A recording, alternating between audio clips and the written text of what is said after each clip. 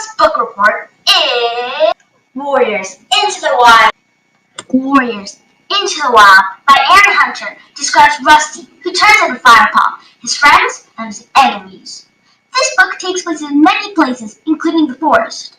Warriors Into the Wild is about a house cat named Rusty. He's been always wanting to go into the wild, and before you know it, he does. Little does he know, the wild is full of clans, which are Thunder Clan, River Clan, Shadow Clan, Wind Clan, and Star Clan. He battles Greypaw, who's soon to be his best friend. He becomes a Thunder Clan apprentice to become a warrior and learns how to hunt, battle, and even learns about the other clans. Not only that, there's a mystery, and the culprit might be someone no one thinks they are. You should read this book because it talks about being brave, talks about the hardship of being different from others, and it is mysterious. First of all, it talks about being brave. Rusty made a brave choice when he decided to go into the forest, even after his friend Smudge warned him not to.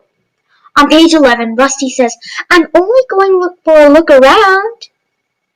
"Well, don't say I didn't warn you," Smudge replies. Not only that, when Rusty goes into the forest and a cat chases him, he doesn't run, he turns and faces the other cat and fights. On page 18, Blue Star tells him, and he turned to face him when he chased you. I've not seen a kitty pet do that before. By the way, a kitty pet is a house cat in warrior language. Lastly, when he spots a Shadow Clan cat and battles with her, he sees that she's terribly hurt. He feels mercy and feeds her food, even though it's against the warrior rules. This information is on page 85 through 87. Being brave is something you do from your heart. People might not think something you do is brave, but it is. Secondly, it talks about the hardships of being different. Due to the fact that Rusty was a kitty pet, cats taunted him and made fun of him. On page 35, Longtail taunts him. Your collar is a mark of the two legs, and noisily jiggling will make you a poor hunter at best. At worst, it will bring the two legs into our territory, looking for the poor lost kitty pet who fills the world with his pitful tinkling. Not only the warriors make fun of it, but the princesses as well. He smells like a kitty pet. Don't tell me I have to sleep with that revolting stench, Sandpaw says. This is on page 53. Lastly, Longtail again sneers at Firepaw. Well, I hope you'll think twice about bringing strays back to the camp next time. Like I said, outsiders always bring trouble. He says this on page 101. We have to not tease people, or either stand up to them, like Firepaw's best friend, Greypaw.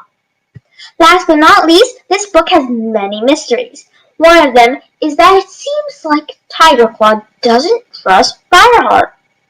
Could it be that the great dark warrior didn't trust his loyalty to ThunderClan? This is on page 108, but that mystery is figured out later in the book. Tigerclaw says he killed Oakhart to avenge Redtail's death, but this may be not the case, because RiverClan deputy didn't kill Redtail. Tigerclaw did. Okay, we figured out the first mystery, but why did he kill Redtail? The questions go on and on. Also, here's another mystery. On page 109, Yellowfang says, anyway, accidents seem to happen to kids when we're around them. The mysteries here are very odd, and if you want the answers to them, read the book.